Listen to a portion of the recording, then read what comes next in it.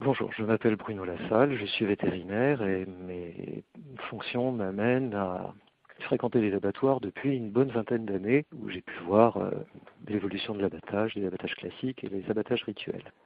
Dans le cadre du projet de création d'un abattoir rituel à Guéret, on m'a demandé de donner un avis technique sur les conditions d'abattage. Ce qui caractérise la différence entre l'abattage en abattoir et l'abattage des animaux par action de chasse, c'est que les animaux en abattoir sont saignés. C'est important pour la qualité de la viande, la maturation de la viande et les conditions sanitaires.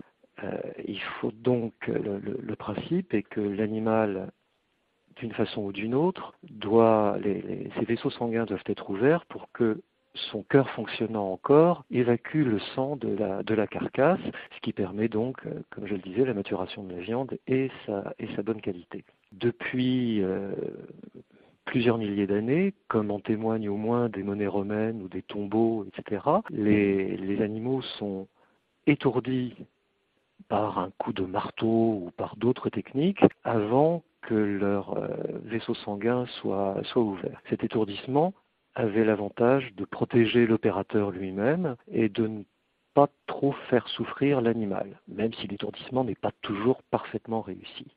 La caractéristique des abattages rituels, c'est de ne pas procéder à cet étourdissement et de directement inciser les vaisseaux sanguins, non seulement les vaisseaux sanguins, mais aussi la trachée et l'œsophage, ce qui n'est pas sans conséquence sur la qualité de la carcasse. Il y a donc deux différences entre l'abattage traditionnel et les abattages rituels.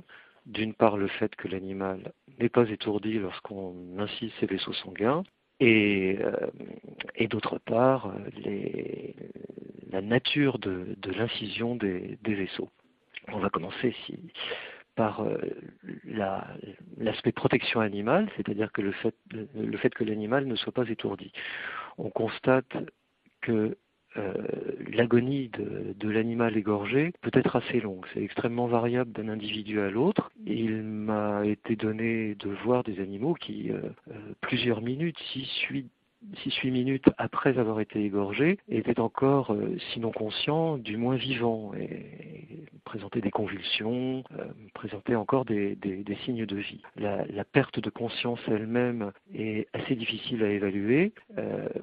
On essaye de l'évaluer à partir des réflexes pupillaires, mais dans les conditions de l'abattage, ce n'est pas très évident à voir. Il y a eu des expériences plus scientifiques et plus techniques à base d'électroencéphalogramme et de la recherche du moment de la perte de conscience. Et toutes les expériences dont j'ai entendu parler, toutes les observations montrent que l'animal reste conscient quand même un assez long moment par rapport au temps de conscience lorsqu'il est étourdi de façon classique, c'est-à-dire avec un pistolet d'abattage qui détruit une partie du cerveau. Bien, donc il y a ce premier aspect de prolongation des souffrances animales qu'on peut considérer comme inutile lorsqu'on les égorge sans étourdissement préalable. L'égorgement lui-même est différent de ce qui est pratiqué dans les abattages traditionnels, en ce sens que ce sont les vaisseaux sanguins, mais aussi la trachée et l'œsophage. Donc c'est une incision beaucoup plus vaste et nécessairement beaucoup plus douloureux, ne serait-ce que si l'on tient compte des faisceaux nerveux qui sont nombreux et qui passent dans cette région-là, particulièrement le nerf vague ou pneumogastrique qui est ici et dont l'incision est extrêmement douloureuse. Voilà, il y a ces aspects de souffrance animale, mais aussi des conséquences sur l'hygiène alimentaire. En effet, sur un plan d'hygiène alimentaire, les abattages rituels présentent un certain nombre de risques. Déjà au niveau de l'incision, pour un abattage traditionnel, dont les conditions sont réglementées par des textes communautaires, des textes nationaux, donc les conditions d'abattage traditionnelles sont vraiment très, très précises. Et donc, un premier couteau est utilisé pour inciser la peau, qui est considérée comme sale, à juste titre,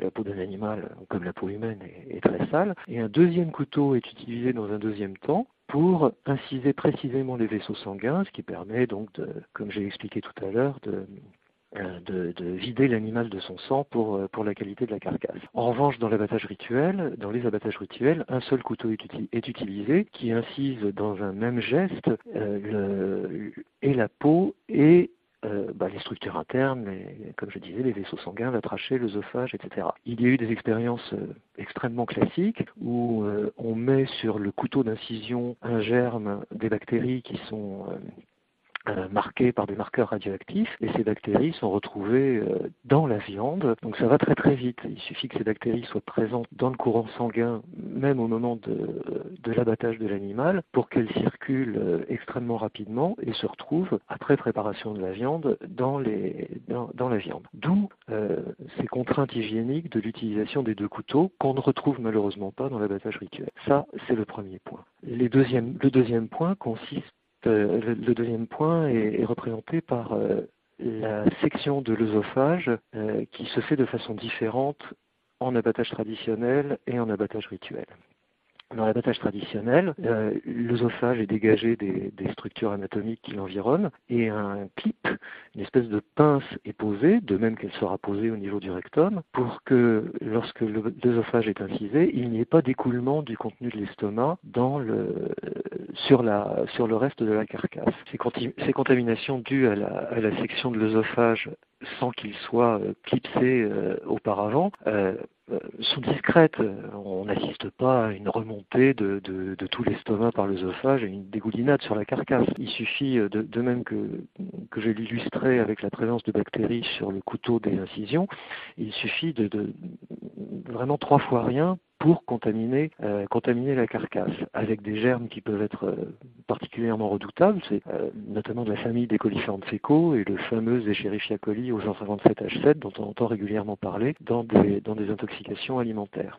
Et non seulement la carcasse est contaminée, mais elle peut contaminer le reste du matériel d'abattage ou les mains de l'opérateur, etc., etc. Donc cette non-section de l'œsophage, c'est le risque majeur qui est lié aux abattages rituels. Une autre conséquence de l'abattage, de la section massive en un seul geste de tout cet ensemble, c'est la contamination des poumons par des écoulements de sang par la trachée. Et d'ailleurs, le plus souvent, lors d'abattage rituel, les poumons des animaux sont écartés de la consommation humaine et généralement détruits. On ne peut pas non plus, en général, les mettre à la consommation animale en raison de cette contamination par du sang qui favorise la putréfaction des poumons.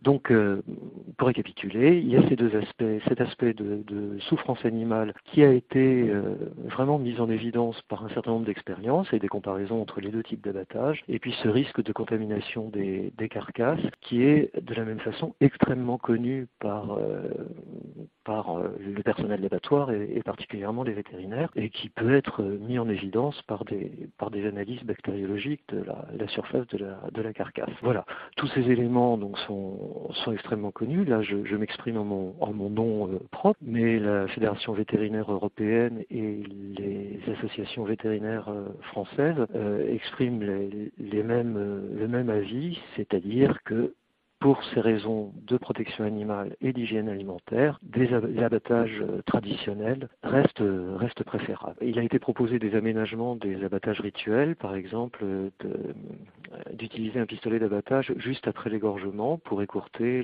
l'agonie des animaux, mais ça ne résout pas les problèmes de contamination de la carcasse. Bon, idéalement, il faudrait un aménagement des abattages rituels pour résoudre ces problèmes. Tels qu'ils existent en ce moment en France, c'est vrai que ça expose le consommateur à un risque peut-être modéré, mais un risque qui peut être évité. Donc c'est dommage qu'il existe. Je peux préciser aussi que dans d'autres pays d'Europe ou d'autres pays du monde, des abattages rituels sont acceptés avec étourdissement préalable.